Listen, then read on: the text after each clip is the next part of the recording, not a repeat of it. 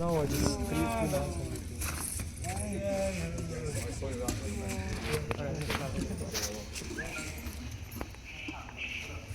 Well, it's been what? How many months? 1 year? 1 year. Oh, Yeah, first 12 months. Yeah, 12 months. already, huh? Yeah, big girl.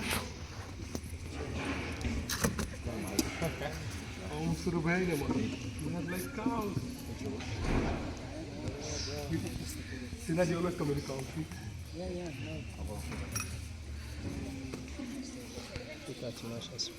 Yeah. Yes, pictures also. We are moving out of Mayapur for 1 year to Gujarat and then maybe here. So we'll keep coming. But to keep us to the hub to get some property.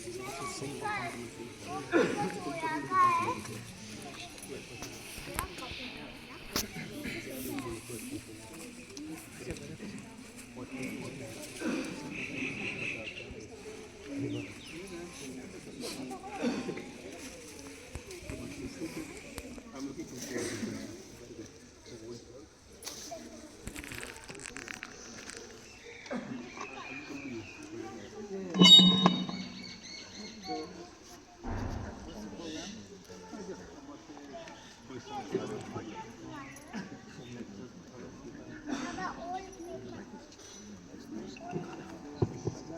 yeah, kirtan boys are all.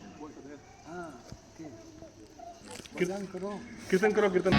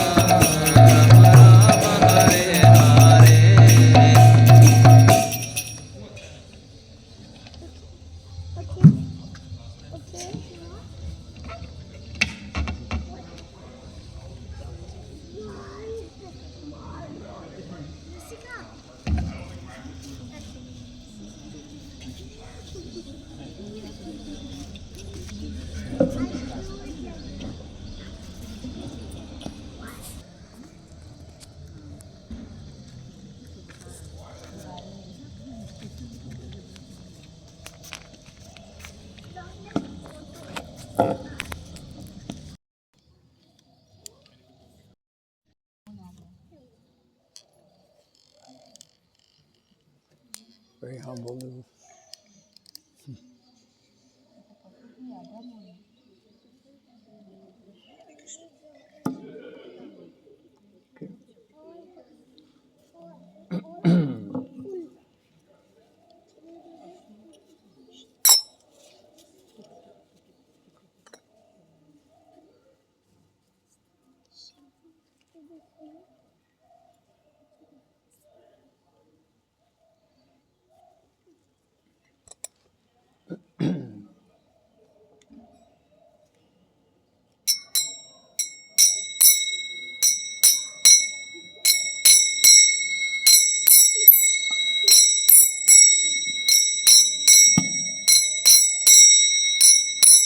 Bhajahore Mana Sinandanandana Mabhaya Charanara Bhajahore Mana Sinandanandana Mabhaya Bhajahore Mana Sinandanandana Mabhaya Charanara Vindare Bhajahore Mana Sinandanandana Mabhaya Charanara Vindare Dulabha Manava Janana Satsange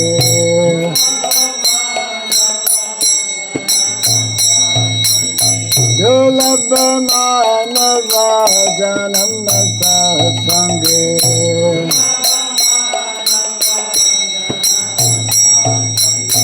Darao e Bhava Sindhure Darao e Bhava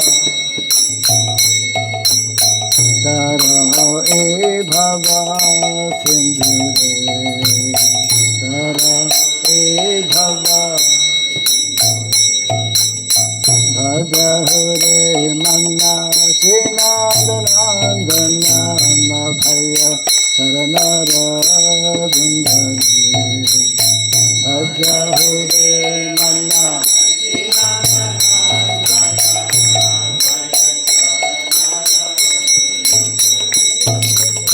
Bhajahore Mana Sinandanandana Mabhaya Charanara Vindare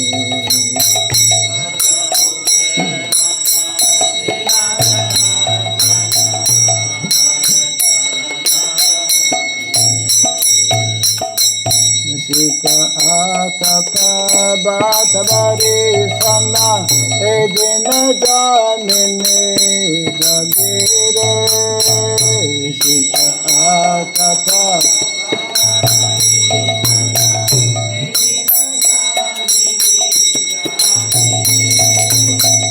Sita Atapa Bhatavare Sana Edina Janine Jagire Sita Atapa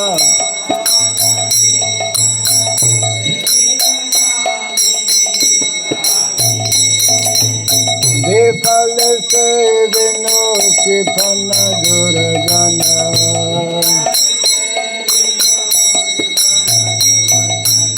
Vipal se vinu kripana durjana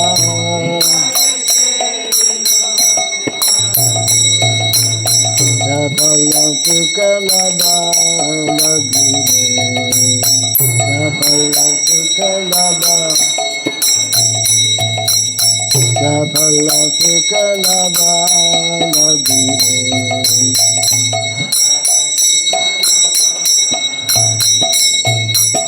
Bhajahore Mana Sinandanandana Mabhaya Charanara Vindare Bhajahore Mana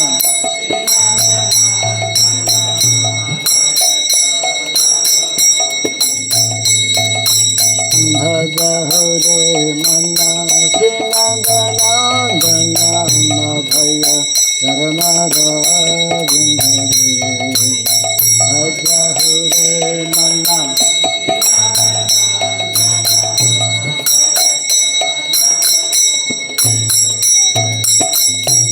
Dhanna Jogana Putra Parijana Ite Kiya Chetara Chitire Dhanna Jogana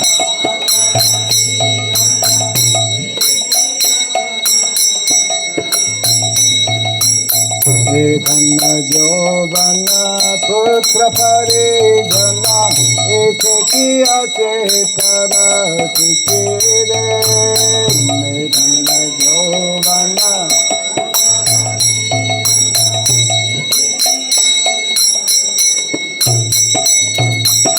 Kamala Dala Dala Jivana Dala Mala Kamala Dala Dala Kamala Dala Dala Jivana Dala Mala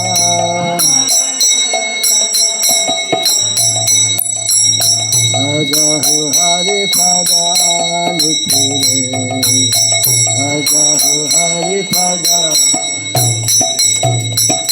Ajahu Hari Pada Nitire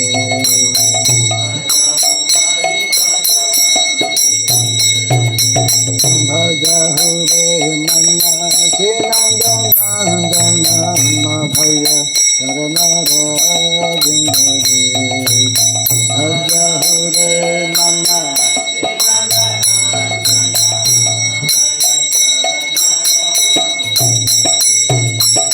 Bhajahu Re Manna Sinandana Madhaya Saranara Vindare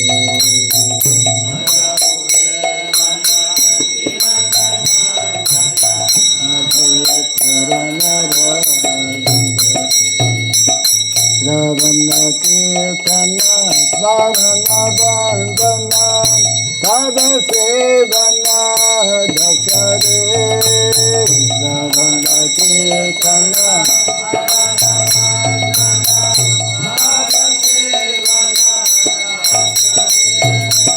Shravana Kirtana Smarana Bandana Pada Sevana Dasare Shravana Kirtana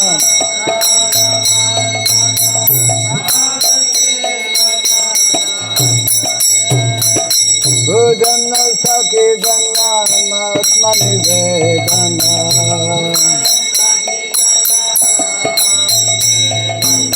Bhujana Sakhi Jana Matmani Vedana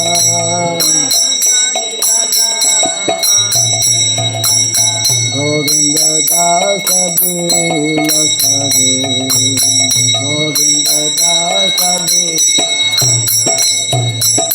Govinda Dasa Bila Sare Govinda Dasa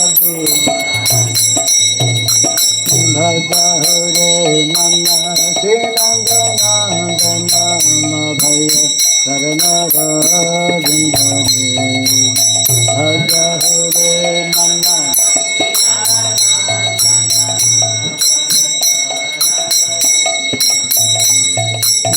Bhajahu Re Manna Sinandana Madhaya Saranara Vindare Bhajahu Re Manna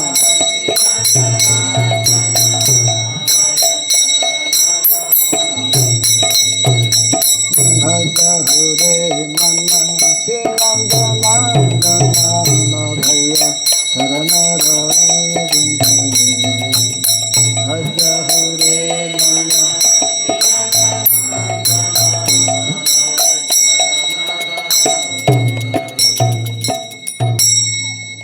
Jai Sri Hari Ram Sankirtan Ki Jai Sri Prabhupada Ki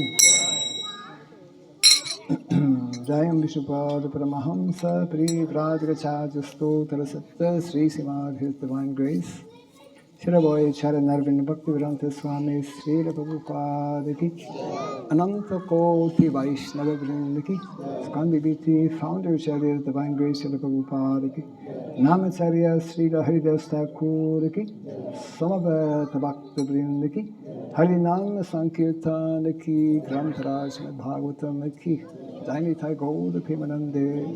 All glories to the assembled devotees, all glories to the assembled devotees, all glories to the assembled devotees, all glories to Sri Guru and to Sri Gauranga, all glories to Sri Prabhupada ki.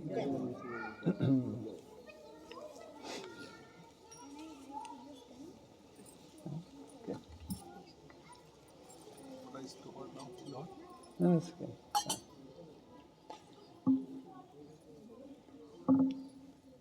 Om Ajnanatirandasya Gyananjana Sharakaya Dakshurandaritam Jena Tasmai Sri Gurave Namaha Sri Chaitanya Manobhistam Stapitam Jena Bhutale Swayam Rupa Kadamahyam Dadati Swapadantikam Namam Vishnu Padaya Krishna Pristhaya Bhutale Srimate Bhaktivedanta Swami Niti Namine Namaste Saraswati Deve Gauravani Pracharine Nirvishesha Sunyavadi Pasyacha Deshatarine Jaya Sri Krishna Chaitanya Prabhu Nityananda Sri Advaita Gadadhara Siva Sadi Gaura Bhakta Vrinda Hare Krishna Krishna Krishna Hare Hare Hare Rama Rama Rama Hare Hare. Everyone may kindly repeat after me, just two short mantras with folded hands close to the heart. Om Namo Bhagavate Vasudevaya.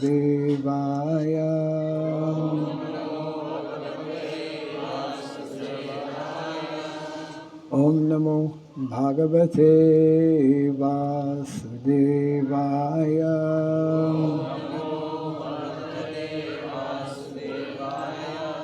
Om Namo Bhagavate Vasudevaya.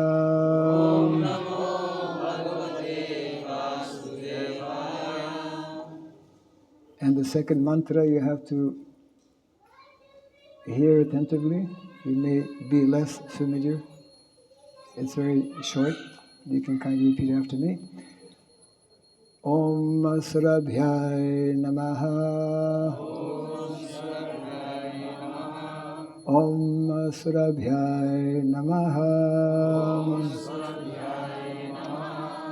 Om Surabhyay Namaha. Mukam karoti vachanam pagun langayate girim Yat kripa tamaham bande Sri Gurum Dinataranam Yat kripa tamaham bande Sri Gurum Dinataranam.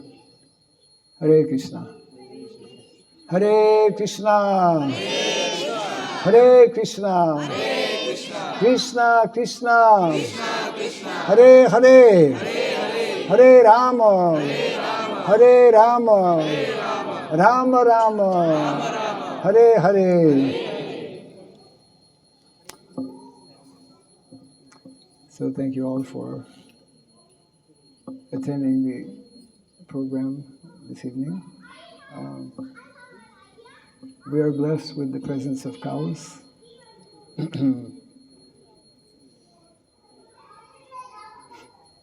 Especially holy places like Sridham Mayapur, Vrindavan. In some ways, more so Vrindavan, because Vrindavan is Krishna's place.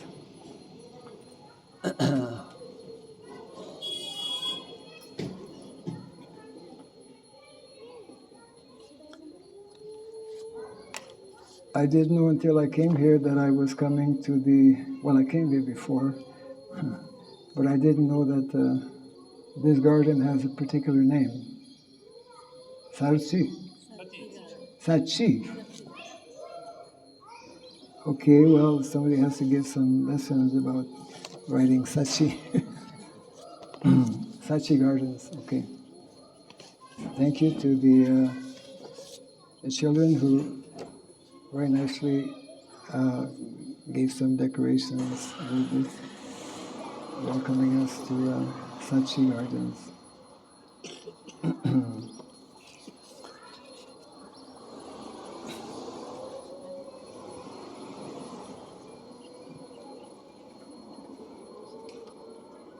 Yesterday was a special celebration marking the beginning of winter, especially celebrated in Jagannath Puri.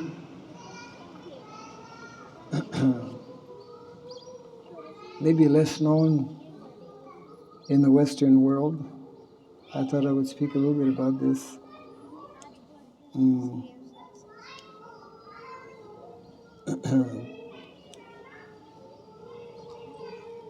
Jagannath Puri, in particular, and other holy dhams, yes, the Odan Shasti. Yesterday was Odan Shasti. One devotee from Canada wrote to me and he said, I just discovered what is Odan Shasti. I want to tell you. We have many festivals and many rituals in our Vaishnava tradition, which is quite natural and which is good actually, because all of the different rituals and festivals are connected with Leela. Leela means pastimes.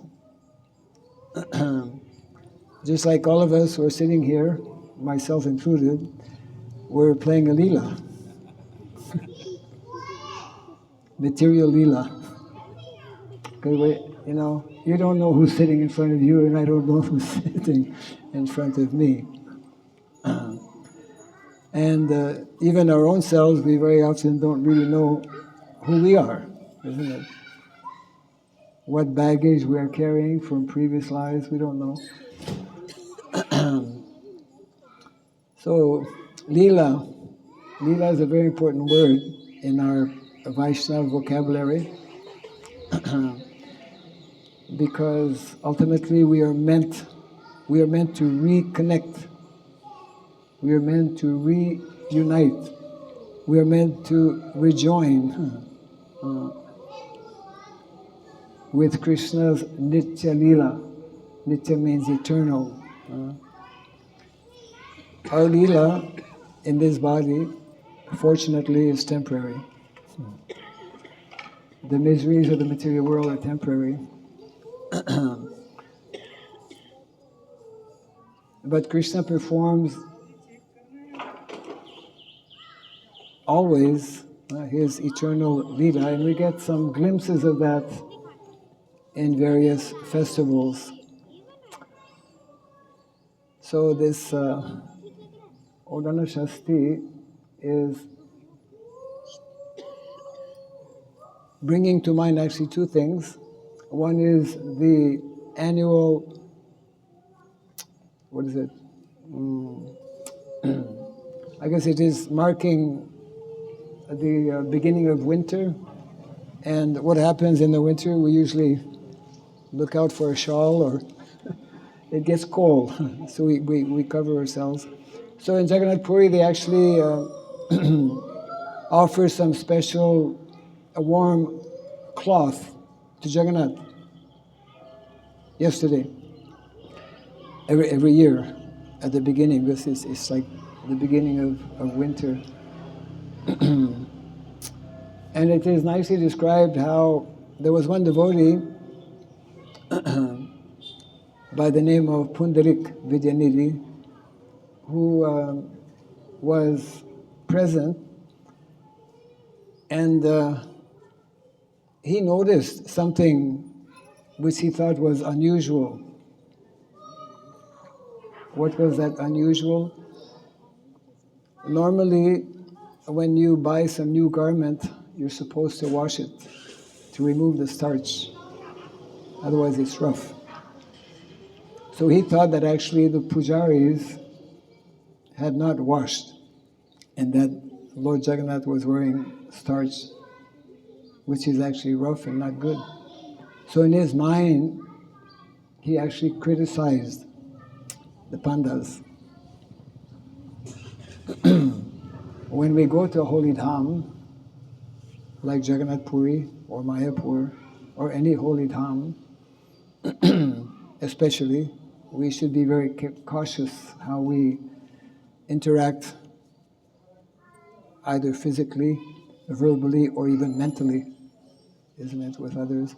So it is explained in the Chaitanya Charitamrita that he thought negatively in this way. Actually, apparently they had already properly done, but in his mind he thought in a negative way, and in this way his mind became, when we criticize, our mind becomes polluted.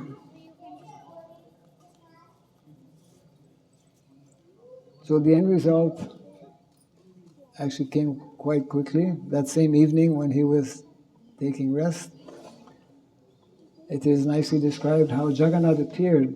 Jagannath and Baladev, they both appeared in his dream. They began to slap him. They were smiling and slapping at the same time because of his offense, actually. But it's also described that because Pundarik Vidyalili was a very advanced devotee,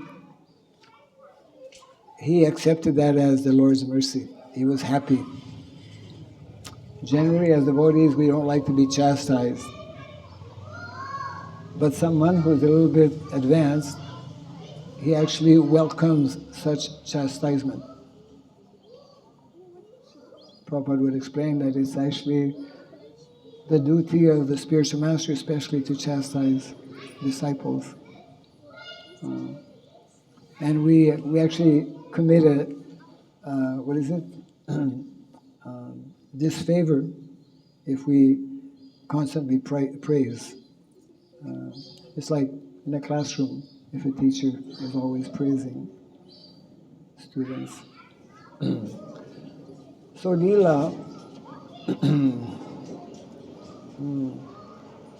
there is temporary Leela, there is eternal Leela, there is manifest Leela and unmanifest Leela. Our goal, our objective as devotees is to reconnect with Krishna's eternal Leela. And all of you who are here in the Holy Dham, ultimately we're all temporarily here, but some are more permanent, means living here. Some of you may be just visiting. But even to come for one day in the Holy Dham is a great fortune. It was very much the desire of Srila Prabhupada that especially his Western disciples get an opportunity to visit such places as Mayapur Dham, Vrindavan Dham, as well as Jagannath Puri, and so many others, of course, in India. But these are the primary holy places for Vaishnavas. Krishna performs his eternal pastimes that are eternally going on in Goloka, in the spiritual world. And he very mercifully gives us, more than a glimpse actually. I mean, he spends so many years simply to show us what is eternally taking place in the spiritual world. And it's like inviting us to actually take up that particular lifestyle, that eternal lifestyle. The same thing also in Jagannath, in Sridhar Mayapur. Here in Sridhar Mayapur is Gaura Nitai, isn't it? Gaura Leela, Krishna Leela, Gaura Leela.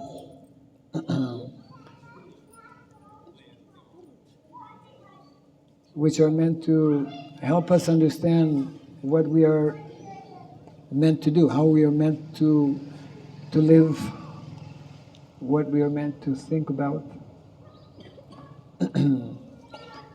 So the subject matter of Leela actually is very confidential. The whole subject matter of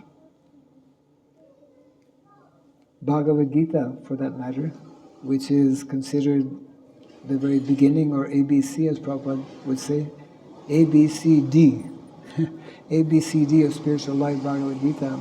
Even that basic knowledge is very confidential. Bhaktosi me sakachiti rahasyam hitadutamam. Unless one becomes Krishna's devotee and friend, as Arjuna was, that knowledge is not so easily revealed.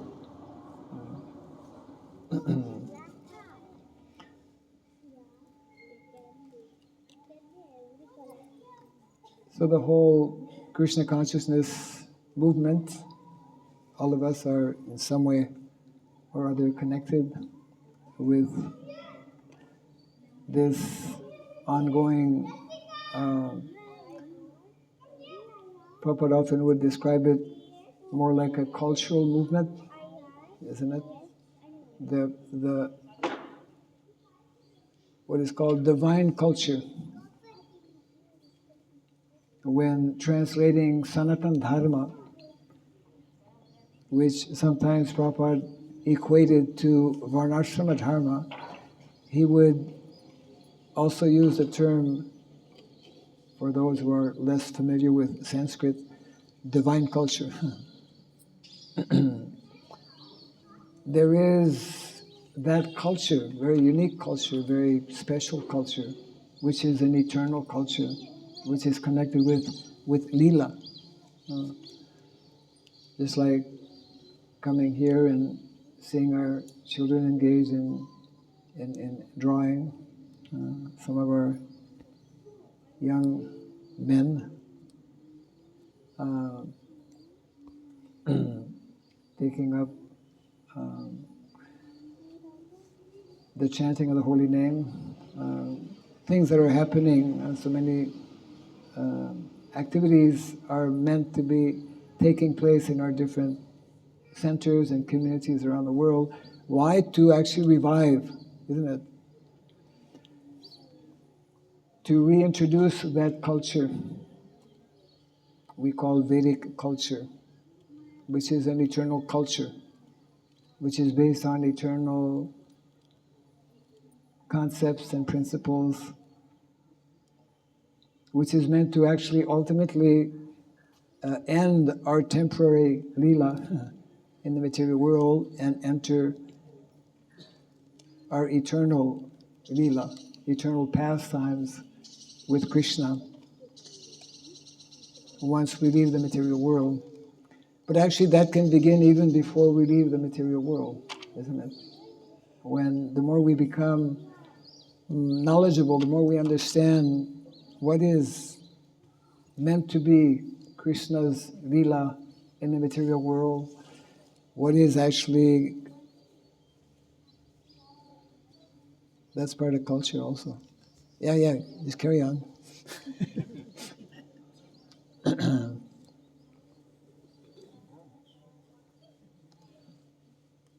Prabhupada would have Pankajangri and Jananivas Prabhu do that every evening in Mayapur.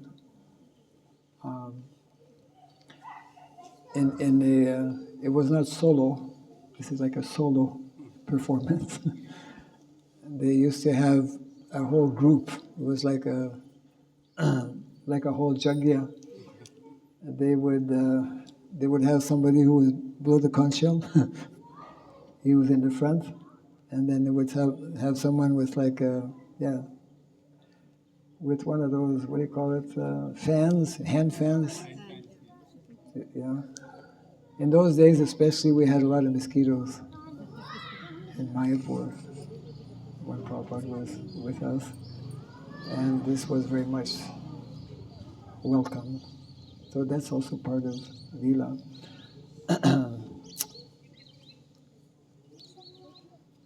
So all of us, in different ways, we have actually opportunity. It's not only opportunity, but it's part of our. Thank you. Finally, it's coming here. Hey, you have to get a fan, hand fan. Don't bring an electric fan, whatever you do. You know, or be inventive. What is it? You can use a leaf also. It's not that we only have opportunity, but actually it's part of our duty, isn't it?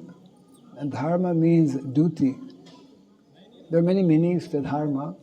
One of the important meanings is duty, responsibility, also law.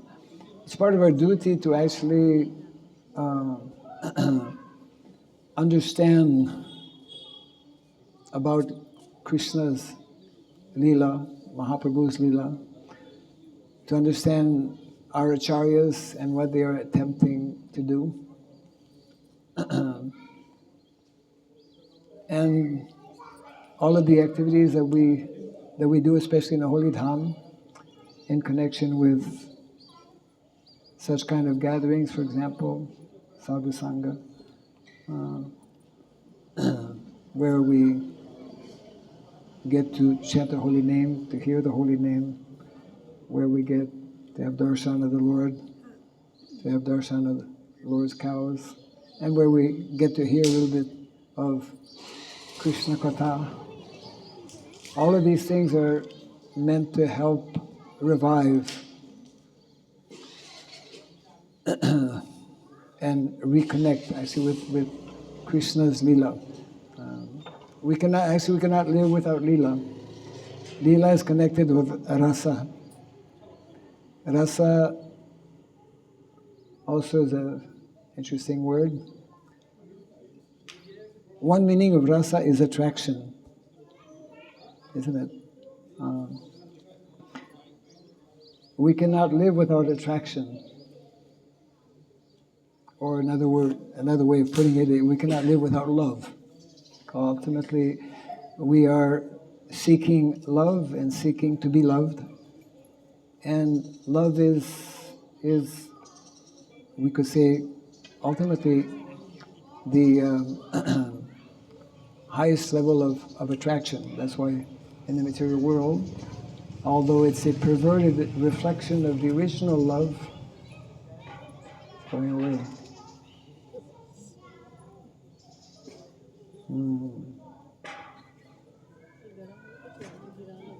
Okay. So Srila Prabhupada has especially given us Mayapur Dham, Vrindavan Dham, to help us know about and revive our eternal connection with Krishna. And therefore here in Mayapur, as instructed actually by Srila Bhaktivinoda Thakur, he foresaw that Mayapur especially, he instructed his son, Srila Bhakti Siddhanta Saraswati Thakur. Aibo.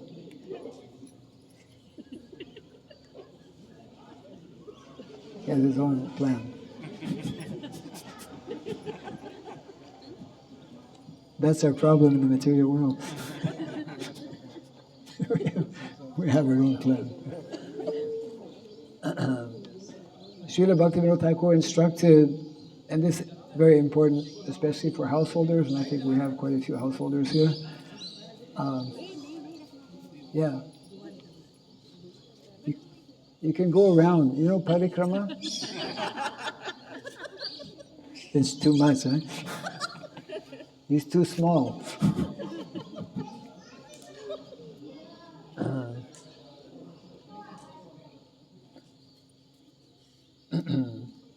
So Srila Bhaktivinoda Thakur instructed that Mayapur especially develop educational facilities, education, and ultimately having university here in the Holy Dham. Now, of course, we have different schools, Gurukula, Mayapur Institute, a few educational institutions. So education that's an additional aspect. Cultural movement, educational movement, these are meant to help us revive, reawaken our connection with Krishna. Wow. Now we're getting serious. Okay. This is called a bonfire. I didn't know this was going to be part of the program, but it's wonderful. Oh. Okay. Children should be kept at bay.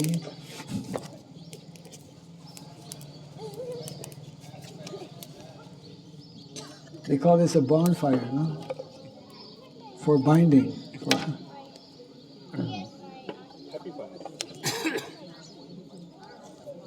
Nice.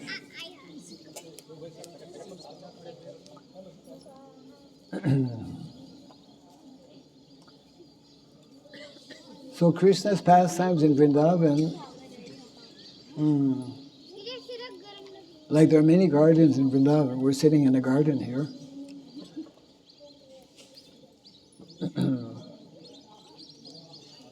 And it's important for us to understand that the pastimes in Vrindavan, I won't get into too much heavy philosophy here, but the pastimes in Vrindavan, kind of a very important point that we can try to understand, should understand. The pastimes in Vrindavan are not only to teach us about spiritual things. You know, Krishna's Leela, the topmost. What is Krishna's? I have a question for Hare Krishna. I have a question for our younger audience. My younger audience means all of you here, my friend. I have a simple question. Simple question. What is Krishna's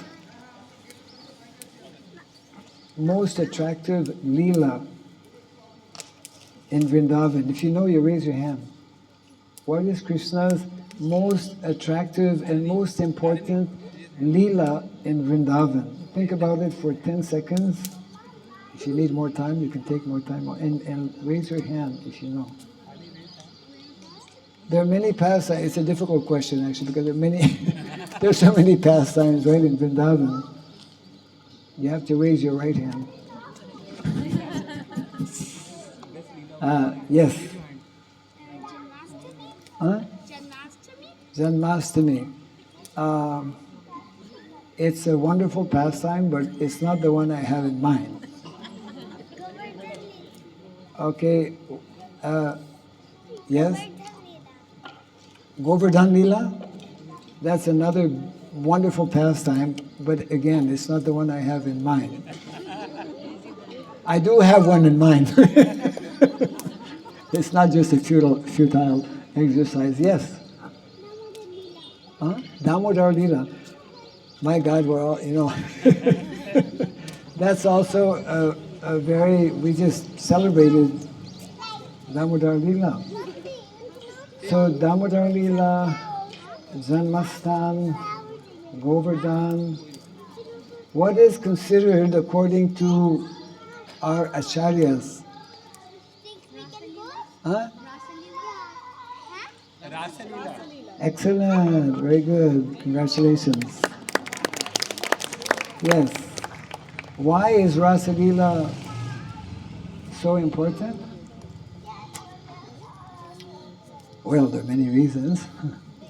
Now, Rasa Leela is Krishna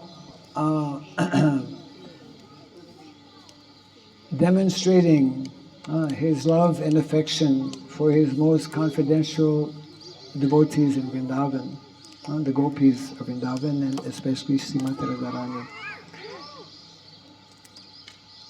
But the point I wanted to make actually is that, like Rasa Leela, that's a spiritual, especially, it's a spiritual Leela.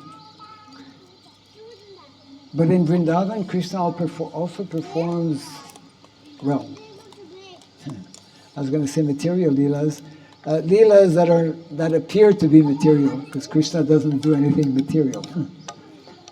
What is, what are two pastimes, another question here, but I might have to refer to the older generation. What are two pastimes which are connected which are connected actually with education? Wow. Yeah, I think this will be a tough one. There are two activities in Vrindavan that are especially exemplified or shown by Krishna and Balaram. And they're not the same, although connected. And they are part of the culture of Vrindavan. I'm mentioning this actually because whatever is the culture of Vrindavan is meant to be our culture, isn't it? What culture Krishna shows us, how Krishna lives, Krishna's lifestyle, we say lifestyle. We should want to connect with that lifestyle. We should want to imitate, duplicate, reproduce, live that lifestyle. Yeah. So my question, I'll try to formulate it here. These are connected with two important sciences. I would say practically unknown, or at least very less known today. Two sciences that Krishna exemplifies in Vrindavan, that Krishna and Balaram actually exemplified. You know, in the Vedic culture, there are four basic sciences.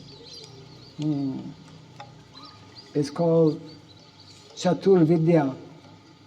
So I just want to highlight two of those sciences which can help us possibly get a little idea of what is taking place in Vrindavan and what we are knowing less about. In other words, what is taking place in Vrindavan, and if we don't know and don't understand what is taking place in Vrindavan, that means it's not good. We should know, we should try to understand. So what are two activities that actually take place every day? Every single day in Vrindavan, these activities are taking place.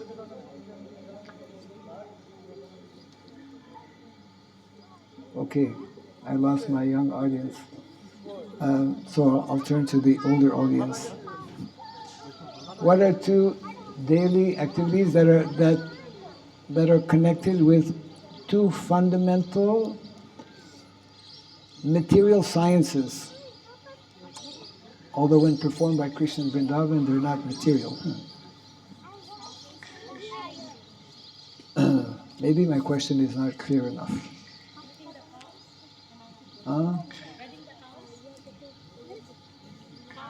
Cow. Cow, yes, yes. What? Okay, so then my question, my follow-up question to this, looking, of course we know, yeah, Krishna every day looks after cows. What is looking after cows connected with in terms of science? What science is that connected with? Huh? Agriculture. Actually, no. Somebody else said something? Huh? I couldn't hear.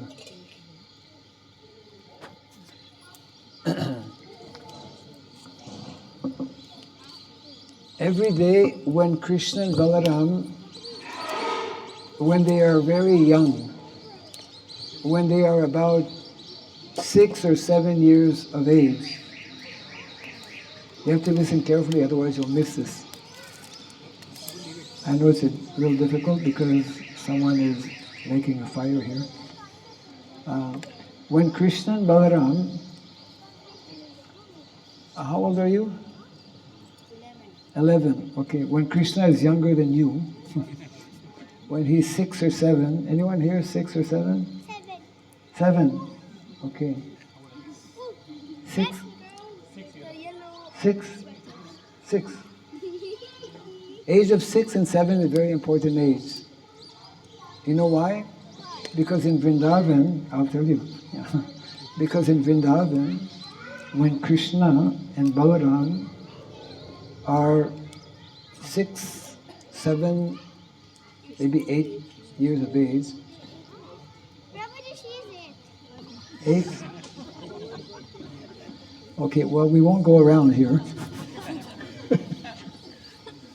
But when Krishna and Balaram are 6 or 7 years of age, they are given a very important responsibility. What is that responsibility? Taking care of cows? Taking care of cow, looking after the cow. Actually, calves.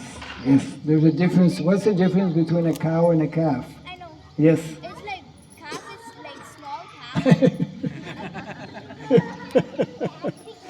calf. Okay, yes. Prabhuji, the cow Huh?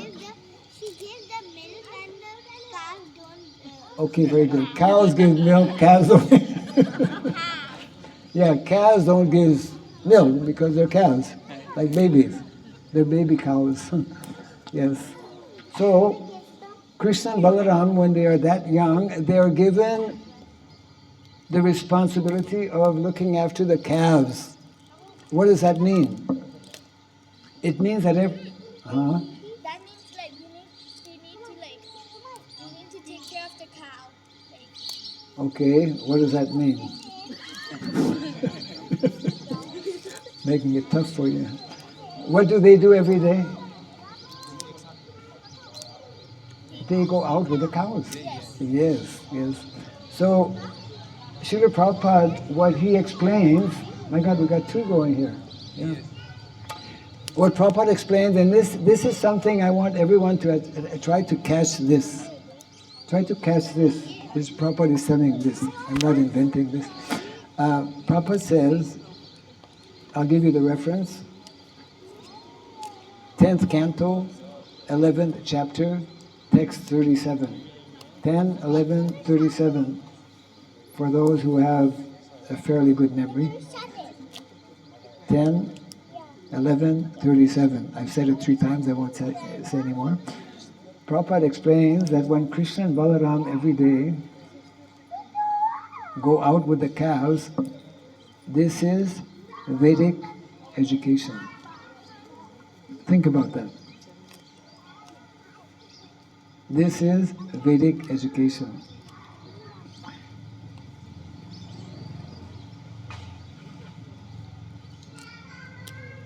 In that short purport of that text I just gave you the reference of, then Prabhupada ends the purport, he says, Krishna every day plays his flute. Yes. And why does he play his flute? Yes? To call the cows. Ah, he calls the cows and he gives pleasure to the cows. The cows, they love to hear especially the flute. Actually, cows love to hear different types of music, but especially the flute. And especially when Krishna plays that flute, isn't it? So Prabhupada explained, Krishna every day plays his flute for the pleasure of the cows, and Balaram holds his plow. Yes, yes. Balaram holds his plow because he's in charge of agriculture, isn't it? So that's the other science. Once is the science looking after cows every day is science of education, and agriculture actually is the science of economics, yeah, which is of course connected with cows. Anyways, we have all of these wonderful stories in the 10th canto, the Bhagavatam, especially about Vrindavan. And when we read, I'll close on this point here, when we read these pastimes, of course we can just enjoy reading and hearing how wonderful Krishna is performing his activities in Vrindavan. But what we should try to do when we read and hear these pastimes, we should try to think how this applies to me, how this is meant to apply to how I live, or how I should live, or how we should live, isn't it? Because Vedic culture, I mean, Krishna performs his pastimes. Wow. Krishna performs his pastimes to show us not only about spiritual, subject matters, not only to teach us about spiritual things, but Krishna performs his pastimes to teach us about material things. He's teaching us what is the science of education. Of course, in that purport, Prabhupada also mentions that there's two kinds of education. The one going out with the cows is non-formal education, and then for those who are brahmanas, Gurukul, that is academic education. And the other one, of course, the science of economy, which actually for the majority of householders who are here or anywhere, as Narada Muni explains actually in this 7th canto of the Bhagavatam, householders' occupation, simple occupation, more sustainable occupation is meant to be connected with cows and land, We need to hear that actually more. We need to meditate upon it as well. And Mayapur is in so many ways an ideal place to meditate upon this. And I'll just mention actually that there's for those who may not know, it's quite recent, so you're not at fault if you don't know. But I just came to, I was just informed maybe a week or 2 weeks back that, here in Mayapur there is, there's one devotee who is in charge of 2 things simultaneously. He's connected with what is called IDVM, ISKCON Daiva Varnashram Ministry, and he's also in charge of land here in Mayapur. His name is Venugopal Das. And he recently introduced something that some of you might find of interest. He has, because he's in charge of land, and Mayapur has a lot of land, he's making some of that land available. He's not going to give you land, but he's making that land available if you want to grow some flowers, if you want to grow some food, and he's not going to charge you. So it's a very wonderful opportunity, a rare opportunity as well, because land is not so easy to acquire. But he's already having quite a few families. Again, this can be of interest to you. quite a few families who have taken some kind of small plot of land, and he's supplying water. He's giving all kinds of support to make it as easy as possible. See, it's very important for us to, if we want to connect with Krishna, if we want to connect with Krishna's nature, we need to also connect with Krishna's material nature, because material nature is Krishna's energy, material energy. And the more we are learning to be connected with material nature, the more we are learning to live in harmony with material nature, more easily we can live in harmony actually with other living entities and ultimately develop our bhakti, because that is our ultimate goal and objective, to advance in spiritual life. And this can more easily be done if we know what Krishna is teaching us, what Krishna is trying to teach us when he comes here in the material world. Yes. So,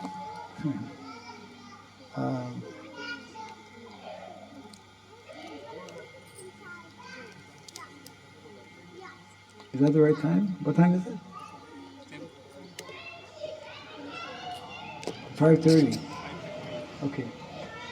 So anyways, I wasn't given any particular time, and I might need some direction here. 6:30, Maharaj. Huh? 6:30 you can go on. 6:30? 6:30. My God.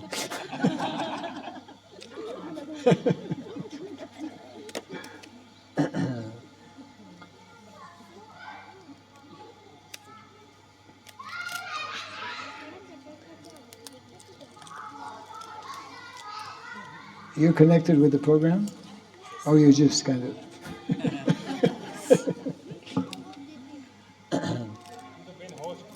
He's the main host. Okay, we should definitely give oral reception to the main host.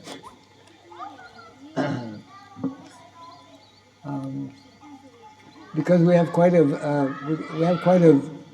variety of participants. I suppose whenever we have a get together, there are devotees of different ages, of different interests, etc., like that.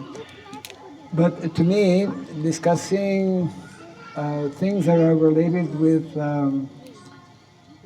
dharma, with Leela, and especially things that Krishna shows us, and especially trying to understand how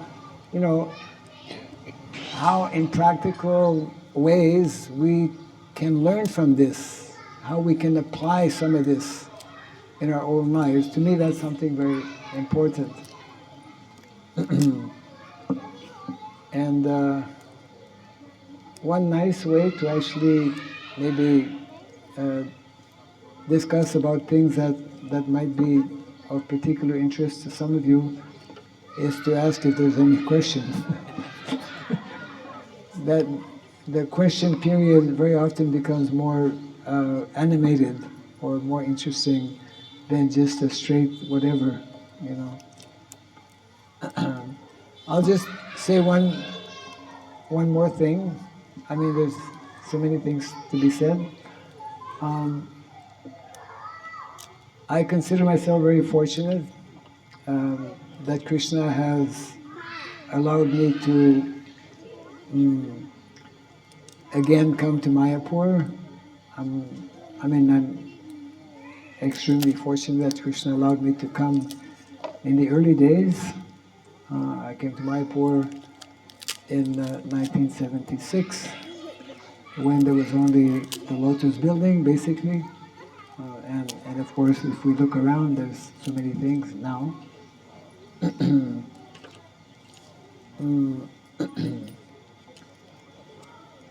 So, the point being that Mayapur is a very special place, and we are meant to again, try to understand why Prabhupada, established such places as Mayapur and Vrindavan, and what we are meant to learn by coming, by living here, by, some devotees come to study, some come for visits, some come for festivals, some are staying for many years also.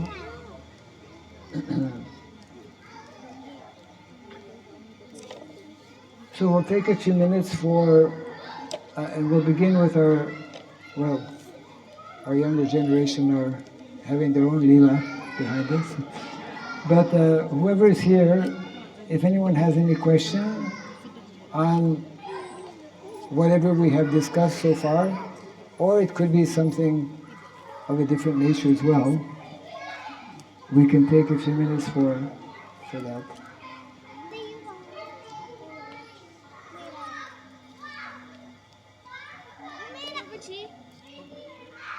Huh? Oh, yes, our host. And the mic is there.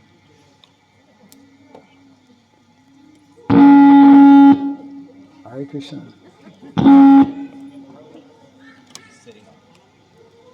Maybe I should turn mine off. Sitting.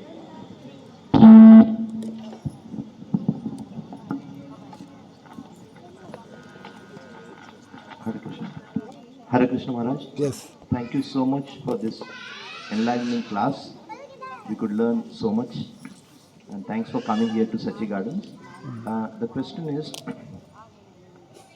we live here in the Dham, and knowingly, unknowingly, we commit offenses towards the Dham and some locals, devotees as well.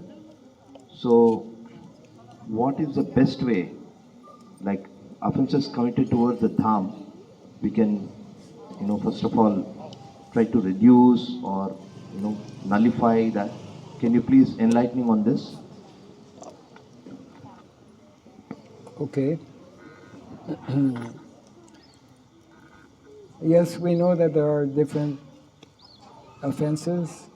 A category of offenses connected, as you rightly mentioned, with the Dham. Well, we should learn what those offenses are, number one, and try to avoid them. Any kind of offense, because actually offense is aparat, isn't it? Offenses are what slow our progress, or even stop our progress in spiritual life.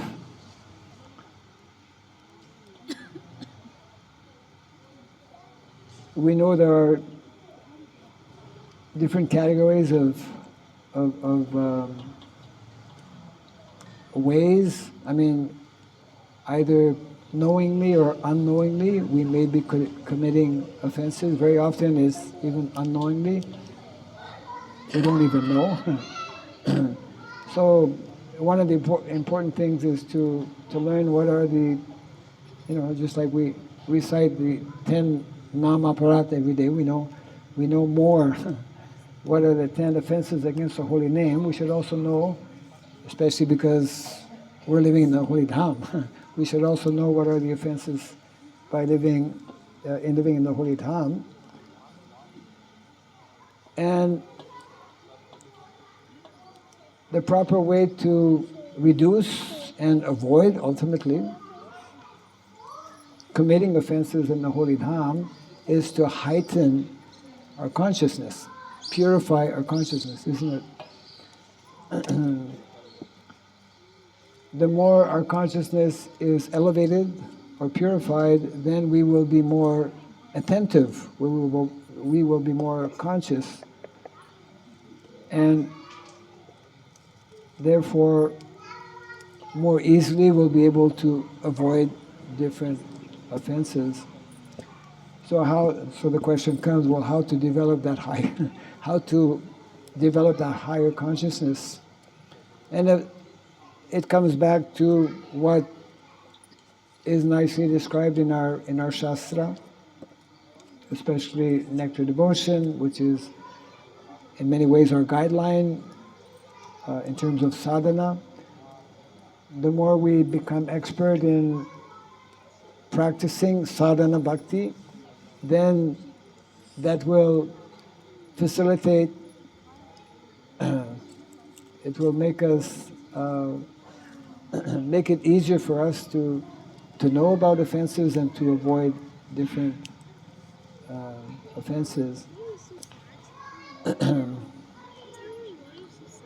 And of course, sadhana bhakti is, for the vast majority of all of us, is the beginning level, which generally lasts for many years, if not many lifetimes. Generally, it's actually many lifetimes. But we need to become very, very strong in terms of becoming strong in sadhana, which means actually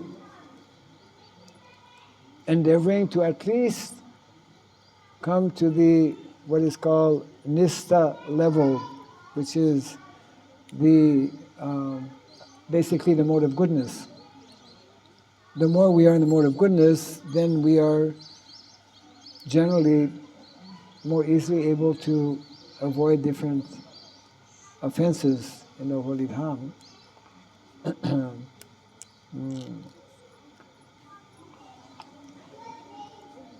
So sadhana, what does sadhana means, isn't it?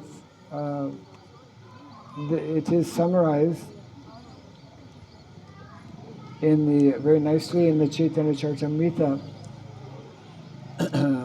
by performance of 5 activities, beginning with sadhu sangha. Sadhu sangha nama kirtan bhagavat sravana maturavasa srimurtira sradhaya sevana sakala sadhana shrestha epansir alpa sangha Krishna prema janamed. So Krishna prema, which is our ultimate goal, becomes actually awakened through these particular 5 activities. So that is part of sadhana, to be very regular in our association with devotees, in hearing and chanting the holy name.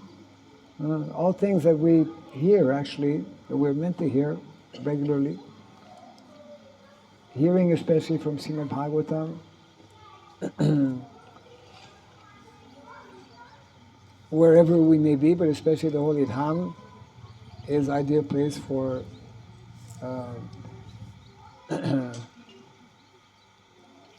for becoming more, we say in the Western world, to become fixed up, to become steady actually in our practice.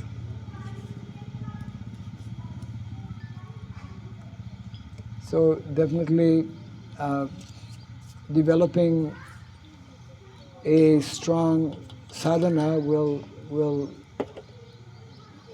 help us to become gradually more purified in consciousness, and then we will more easily, more spontaneously know about and avoid different offenses that are there.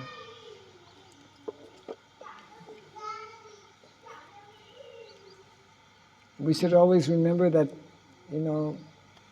we are, as devotees, we should avoid being too casual.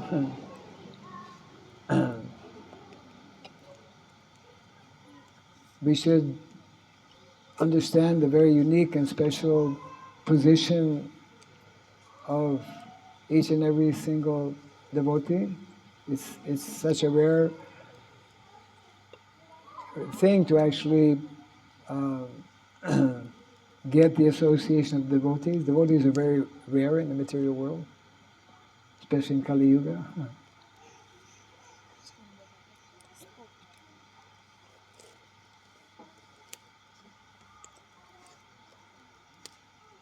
These are a few things that come to mind. Yeah.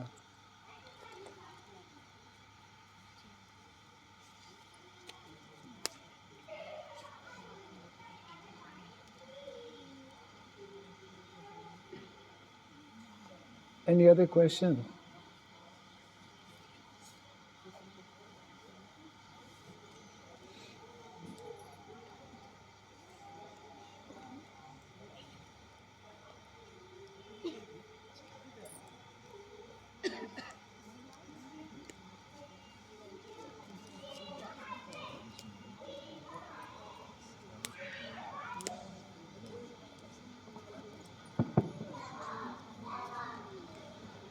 Okay, mic is coming.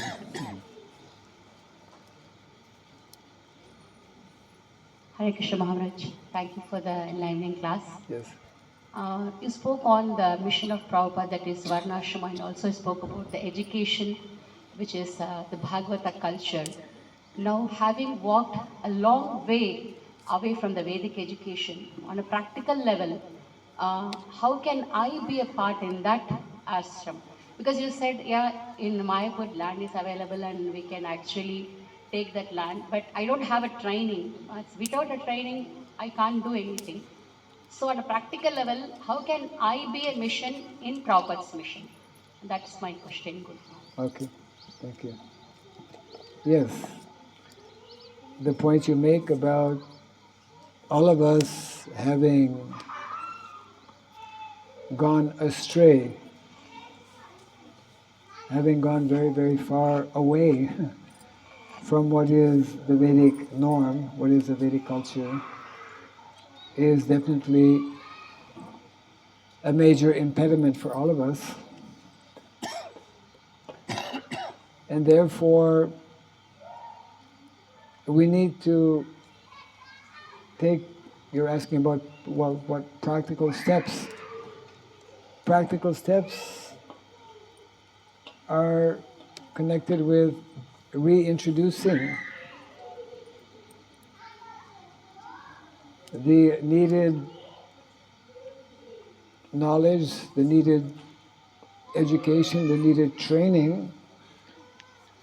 A few months back, actually, one devotee was sharing how a group of devotees from the Hungary, from Krishna Valley in Hungary, which is one of our, we could say, foremost developed communities in the world. It came to Mayapur, it came to India. They might have come to Mayapur as well. But they went to different places with a particular, very specific purpose. That purpose was to find out the different traditional sciences, the different arts. You know, we read about 64 arts and sciences. Painting, our young children were doing some painting. Knowing how to do rangoli, for example, which is done in many villages in India on a regular basis. We have, so they came to India, went around to different places where some of these sciences are still practiced, and they brought that back to their community. And they are now introducing that, to the community members, especially to the younger generation. One of our devotees has been researching and has started to publish some of these 64 arts and sciences. One of them, for example, is called Krishna Krida. Krida means play, children's play. How Krishna and Balaram 5,000 years ago, and not only 5,000 years ago, even going back just maybe 100 years, and even now actually in some villages, although it's becoming more and more rare. What did Krishna and Balaram and their cowherd friends do? Most of the time when they're herding the cows, they're playing. it has been established scientifically today in our modern, world, those who know about psychology, that play for children is a very important part of their learning. They learn so many things through play. And they learn so many things by interacting with their peers. Boys of the same age or young girls of the same age, by interacting and doing different activities, that helps to build their interpersonal relationship, their character. So this is something actually very practical that as many of our householders especially, or anyone within a movement, this is also meant to be learned as a brahmachari and as a brahmacharini. These different Vedic sciences, which are some of which may be difficult to find, but a good number of them available, and we need to learn what is provided, what is given, isn't it, in our own Vedic literatures.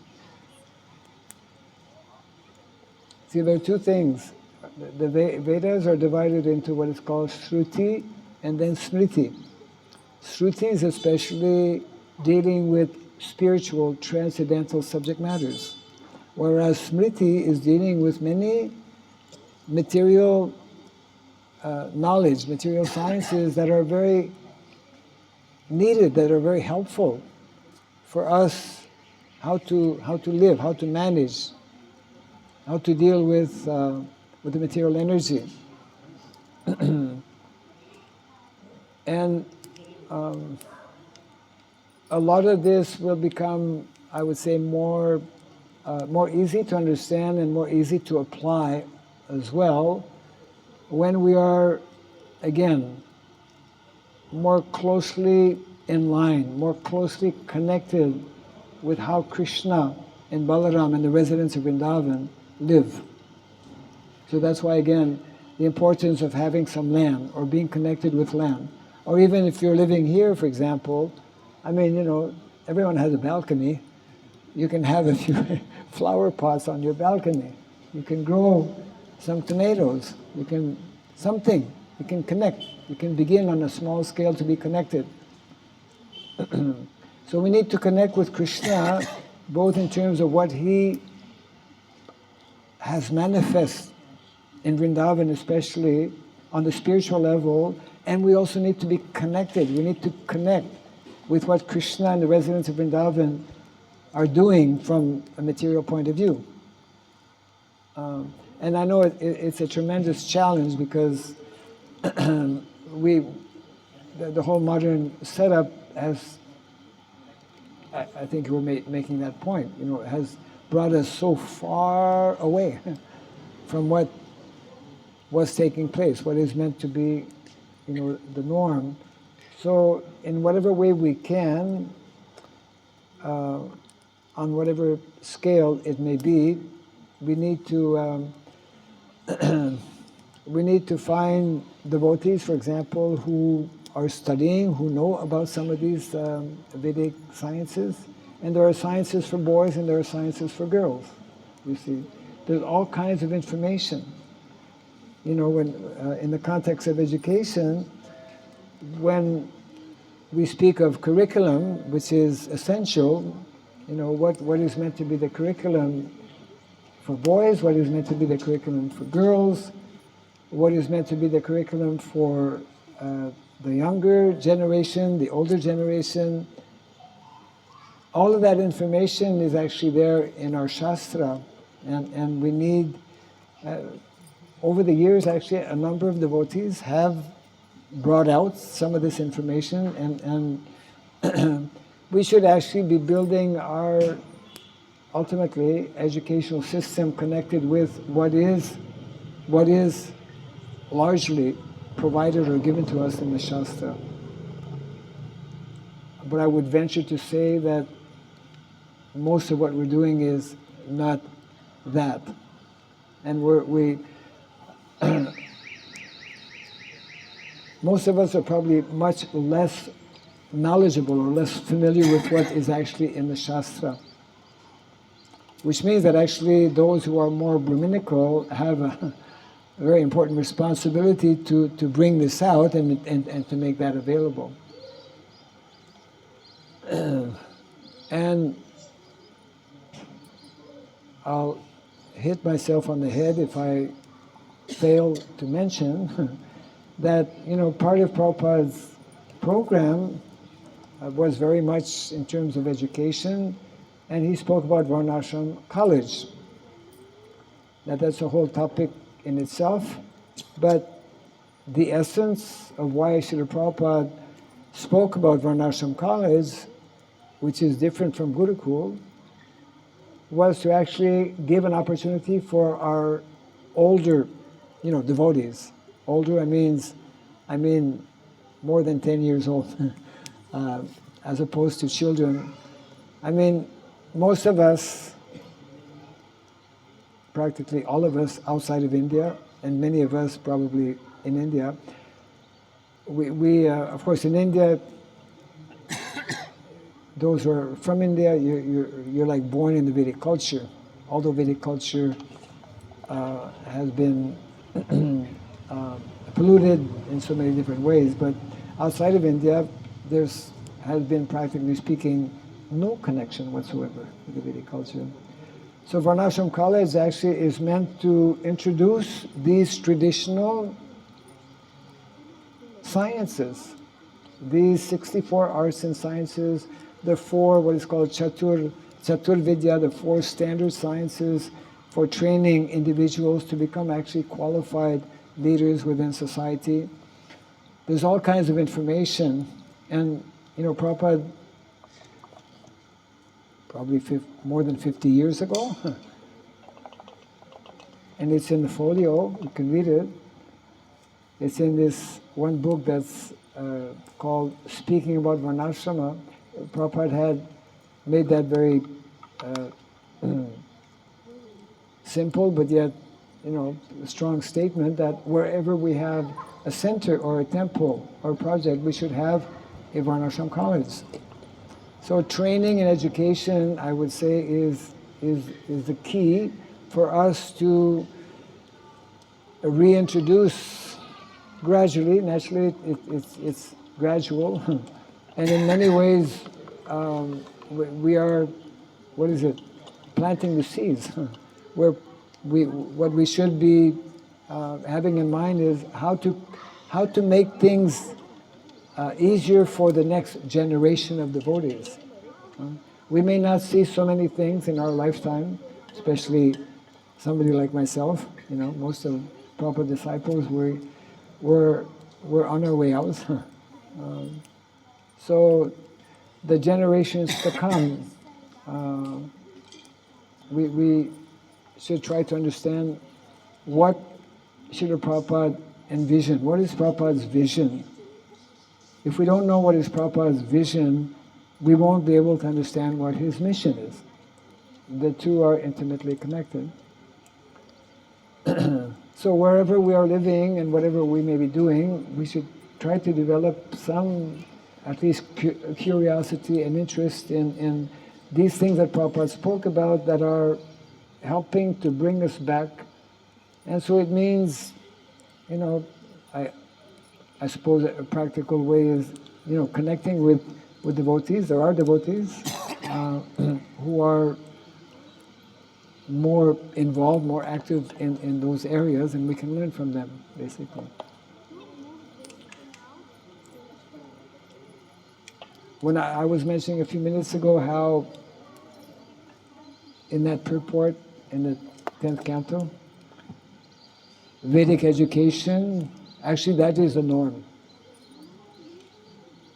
Not only for Krishna and Balaram 5,000 years ago. But that is meant to be the norm even today. But we're so far away from it that it's like inconceivable. But what is the norm for education for the vast majority of young boys? It's actually connected with the same activities that Krishna and Balaram were engaged in Vrindavan. But we cannot do that tomorrow.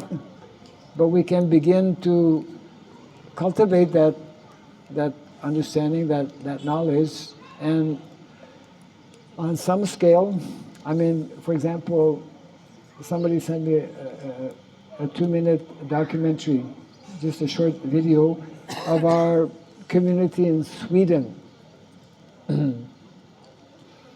that I visited a few years back, and they were showing two young, adolescent boys on a bullock cart, and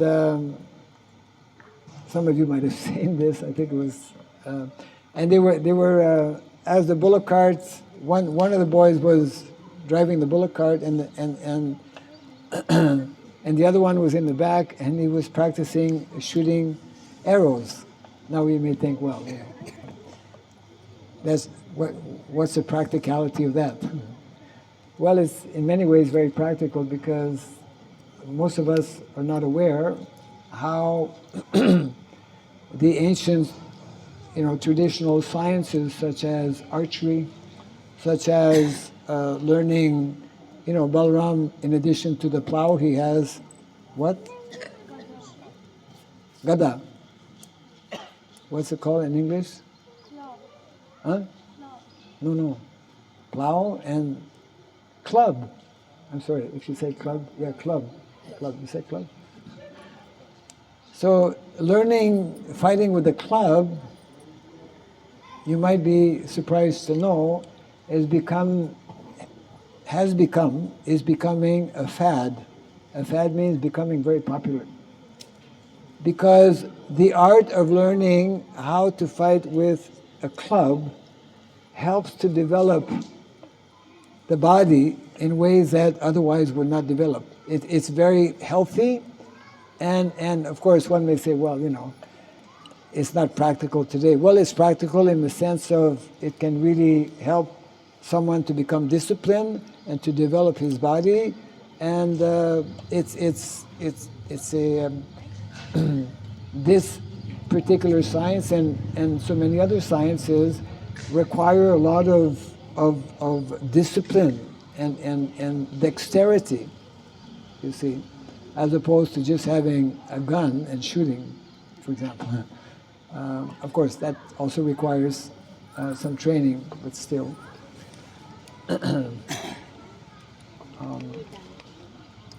Anyway, these are a few things. I hope it touched a little bit on your question.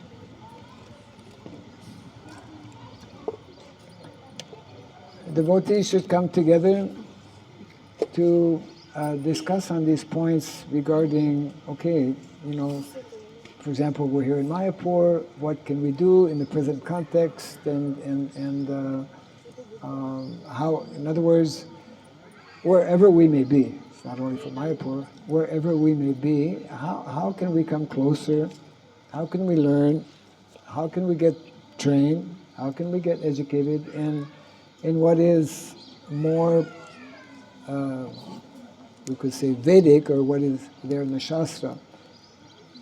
Because let us not forget, what is in the Shastra, that knowledge is eternal.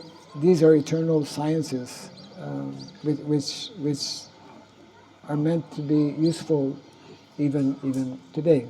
Probably more so today, because we have deviated from so many basic aspects.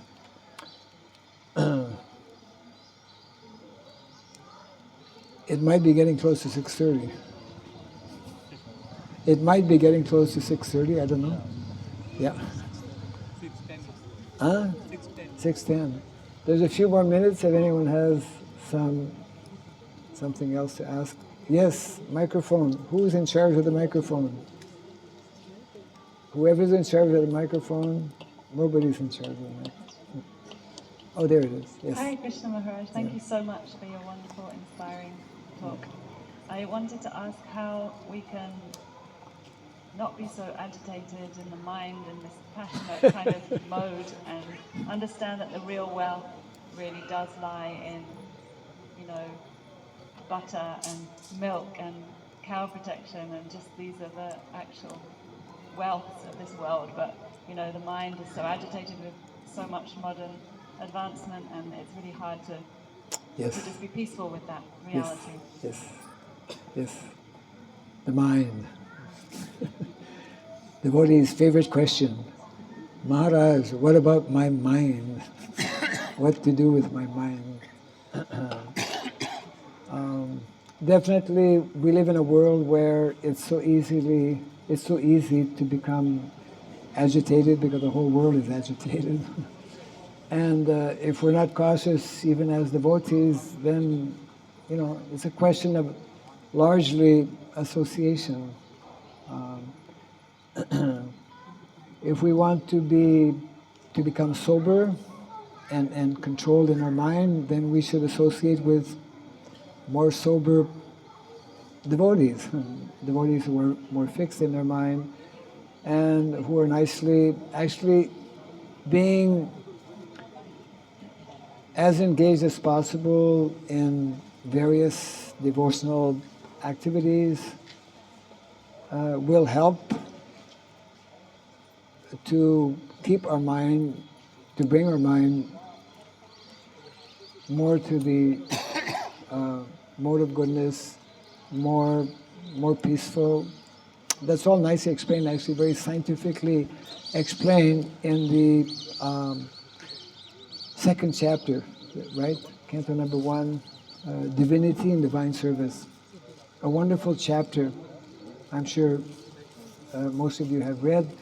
There are many very important instructions beginning with Srinvatam Swakatha Krishna Punya Sravana Kirtana Ridyanta Stoya Bhadrani Vidunoti Suritsatam, and then it goes on to explain how the more we, it all begins by hearing, and by hearing means we generally should hear in the good association of devotees, and then when we learn how to kind of reduce the influence of the mode of passion and ignorance, then slowly, gradually we'll become more situated in the mode of goodness. And it's only when we are situated in the mode of goodness then our mind will actually become peaceful. And it's only when we have a peaceful mind that we can nicely, properly, happily engage in activities of devotional service. And it's only when we engage in activities of devotional service that Krishna actually feels obligated to reciprocate with us. So therefore we have that nice and very important verse, Evam prasana manaso bhagavat bhakti yogataha bhagavat tattva vijnanam mukta sangasya jayate. So we need to associate with like-minded devotees. If we're constantly on Facebook or, hearing things that we don't really need to hear, obviously our mind will be more susceptible to being agitated. The whole atmosphere in the world today is extremely disturbed and disturbing for everyone. And if we don't, as devotees, if we don't take certain precautions, then we risk ourselves to become agitated. So the more we can absorb ourselves in devotional activities, which are all nicely delineated in our Shastra, especially Nectar Devotion, the basics that Prabhupada gave us, Bhagavad Gita, Srimad Bhagavatam, Chaitanya Charitamrita, then we won't have time, isn't it? We won't have time for all the negativity that is out there. And also we should choose our association. This is something that in the Nectar of Instruction, Srila Rupa Goswami, he explains how, although we are surrounded by devotees, we should choose proper association because not everyone is on the same level. And many devotees may be too much like materialistic devotees, and therefore, if we are not strong in our Krishna consciousness, we will negatively become affected by their negativity, possibly, isn't it? So we should seek out the good association of devotees who are nicely engaged, and we should avoid certain activities that will unnecessarily agitate our mind. And in this way, there are more, again, it's very much connected with sadhana, doing good sadhana, increasing both the quality of our sadhana and also performing more and more activities that will make us stronger in Krishna consciousness. Then we become protected. Prabhupada says, if we don't chant 16 rounds a day, Maya is so powerful in Kali Yuga. I mean, Srila Bhaktisiddhanta Saraswati Thakur, and I'm sure you've heard it, Prabhupada, he said, my Guru Maharaj used to say, if one doesn't chant 64 rounds, he's an animal. He's of animal consciousness. So Prabhupada gave us 16 rounds. Those 16 rounds, we should be, Prabhupada said, we need to chant those 16 rounds to actually protect us against the heavy tamasic and rajasic influence that is there in the world today. And unfortunately, that filters in even amongst, within our communities of devotees, if we're not cautious. So we need to be selective in our association, and we need to be more fixed in our practice of bhakti. Then then we'll become more protected. Yeah.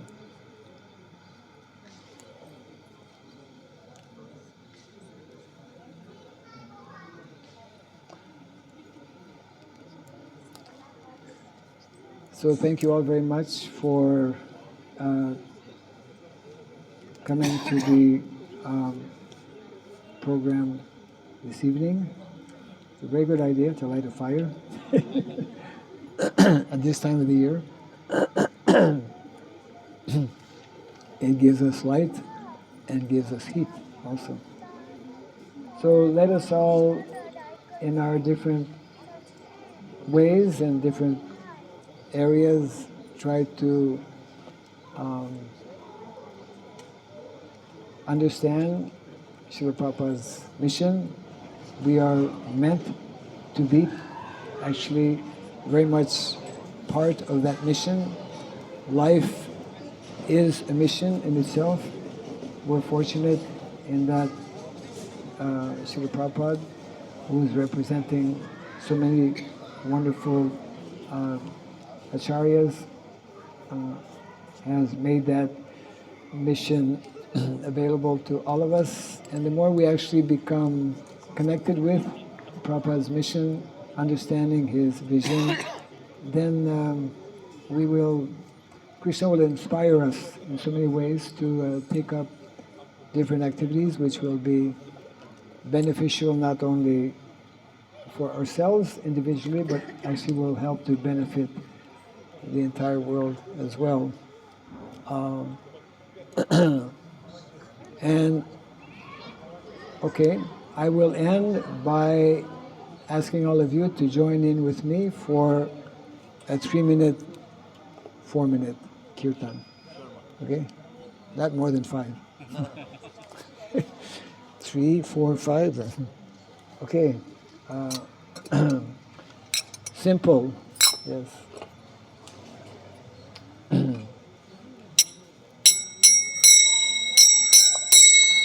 Hare Krishna, Hare Krishna, Krishna Krishna, Hare Hare, Hare Rama, Hare Rama, Rama Rama, Hare Hare, Hare Krishna, Hare Krishna, Krishna Krishna, Hare Hare, Hare Rama, Hare Rama, Rama Rama, Hare Krishna, Hare Krishna, Krishna Krishna, Hare Hare, Hare Rama, Hare Rama, Rama Rama, Hare Hare, Hare Bol, Krishna Krishna,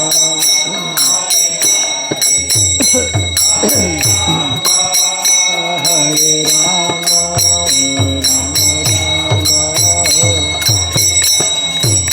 Hare Krishna, Hare Krishna, Krishna Krishna, Hare Hare, Hare Rama, Hare Rama, Rama Rama, Hare Hare,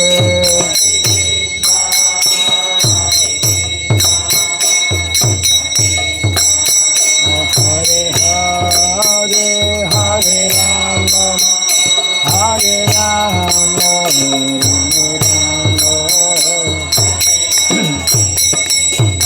Govinda Jaya Jaya, Gopala Jaya Jaya, Govinda Jaya Jaya, Gopala Jaya Jaya, Govinda Jaya, Govinda Jaya Jaya, Gopala Jaya Jaya,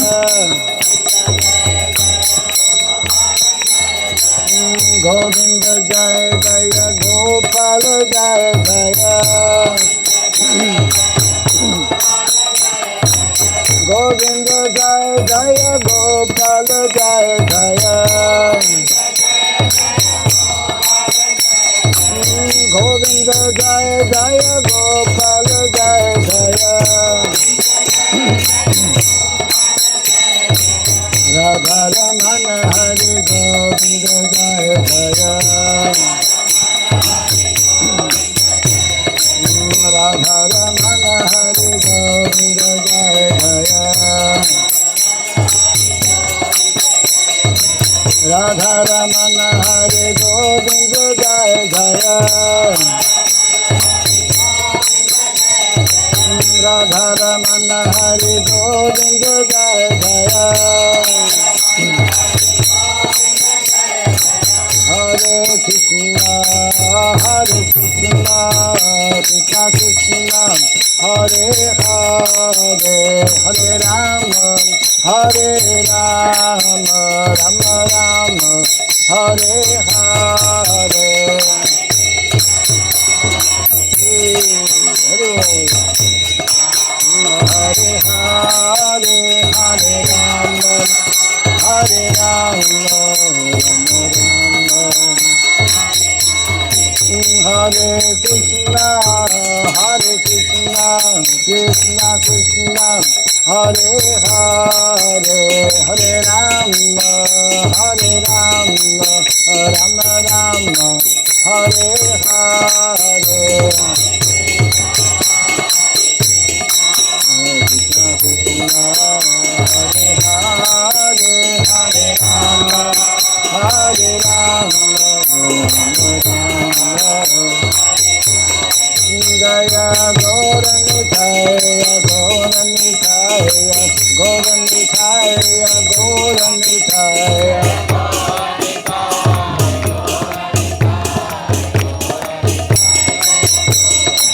Jaya Jagannatha, Jaya Jagannatha, Jaya Baladeva, Jaya Subhadra, Jagannatha, Jagannath Baladev Jaya Krishna Balaram Jaya Krishna Balaram Krishna Balaram Jaya Krishna Balaram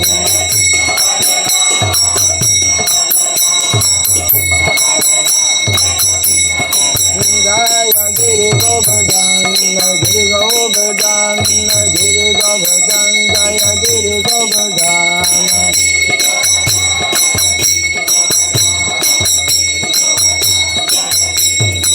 Jaya Radha Madhava Radha Madhava Radhe Radha Madhava Radha Jaya Radha Madhava Radha Madhava Radhe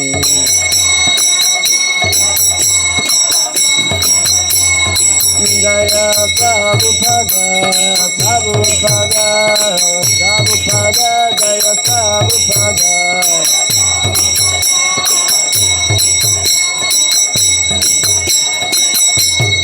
Prabhupada Prabhupada Prabhupada Prabhupada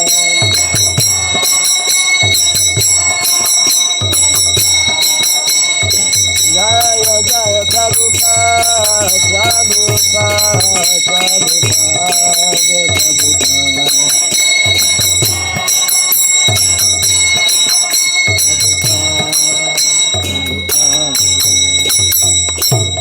Gaura Pimanande